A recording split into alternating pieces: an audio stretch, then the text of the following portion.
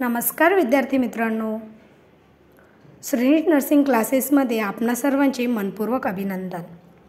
आज आपण बघणार आहोत शालेय आरोग्य सेवा।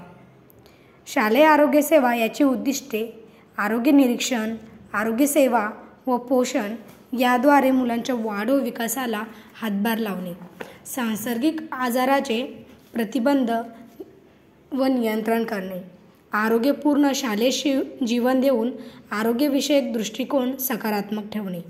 शालेय आरोग्य सेवा याची कारणे। शालेय आरोग्य सेवा का गरजेची आहे देणे? नंबर 1 बहुसंख्य, नंबर 2 वाढ व विकासाचा कालावधी, नंबर 3 नियंत्रणाखालील समूह, नंबर 4 सांसर्गिक रोगाचे निदान, नंबर 5 गटात राहणे, नंबर 6 शैक्षणिक संधी।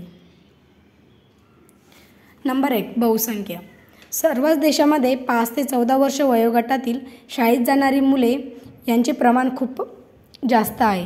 भारतात याचे प्रमाण 25% बहुसंख्य असल्याने साहजिकच आरोग्य सेवेमध्ये यांचा खूप मोठा वाटा असतो। नंबर 2 आहेत वाढ व विकासाचा कालावधी। या वयात मुलांमध्ये शारीरिक, मानसिक अनेक बदल होतात, त्यामुळे त्यांना आरोग्य शिक्षण व मार्गदर्शन करणे अत्यंत गरजेचे असते। नंबर 3 आहेत नियंत्रणाखालील समूह। शालेय मुले हा नियंत्रणाखालील समूह असतो। त्यांचा वयोगट हा 1 असतो, त्यामुळे त्यांच्यापर्यंत पोहोचता येते। आरोग्य शिक्षण आणि मूल्यमापन करणे अजूनही सोपे जातात। नंबर 3 सांसर्गिक रोगाचे लवकर निदान। शालेय मुलांमध्ये इम्युनिटी पॉवर कमी असल्यामुळे त्यांना सांसर्गिक आजार होऊ शकतात। रोग किंवा इतर बाबीवर निदान करण्यासाठी शाळेमध्ये अनेक संध्याही उपलब्ध असतात, त्यामुळे सांसर्गिक रोगाचे लवकर निदान होते। नंबर 5 गटात राहणे। मुले हे गटात राहण्याचा पहिला अनुभव शाळेमध्ये घेते, त्यामुळे त्यांना सामाजिक जाणीव होते, शारीरिक व मानसिक ताणतणाव होतो। एकत्र राहिल्याने मुलांमध्ये अनेक संसर्गही पसरू शकतो आणि हा संसर्ग कुटुंब आणि समाजात पसरतो, त्यामुळे या मुलांना मार्गदर्शन व आरोग्य शिक्षण देणे अत्यंत महत्त्वाचे आहे। शैक्षणिक संधी। आरोग्यपूर्ण शालेय शिक्षण देऊन त्यांना सकारात्मक आरोग्याचा दृष्टिकोन बनवण्यासाठी आरोग्य शिक्षण देण्यासाठी शाळा ही जागा अत्यंत महत्त्वाची जागा आहे। शालेय आरोग्य सेवा म्हटली तर त्यामध्ये परिचारिकेची भूमिकाही आलीच।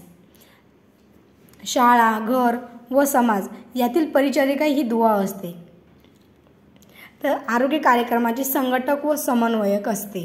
शाळेत मूल काय करते, घरी कशा प्रकारे वागते या दोहोंमधील अंतर कमी करण्यासाठी ती कार्यरत असते। विद्यार्थ्यांचे आरोग्य तपासणे।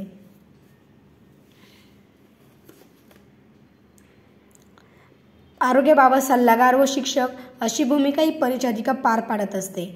तसेच गृहभेटीच्या काळात ती कुटुंबातील सदस्यांना शालेय आरोग्य कार्यक्रमाविषयी माहिती देते, त्यांचे महत्त्व पटवून देते।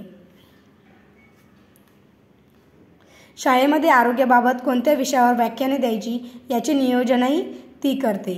आरोग्याच्या बाबतीत ती पालक व शिक्षकांना मार्गदर्शन करते, त्यांना आरोग्याचे महत्त्व पटवून देते। असेच नवनवीन व्हिडिओ पाहण्यासाठी आपले चॅनल सबस्क्राईब करा आणि लाईक व शेअर करायला विसरू नका। धन्यवाद।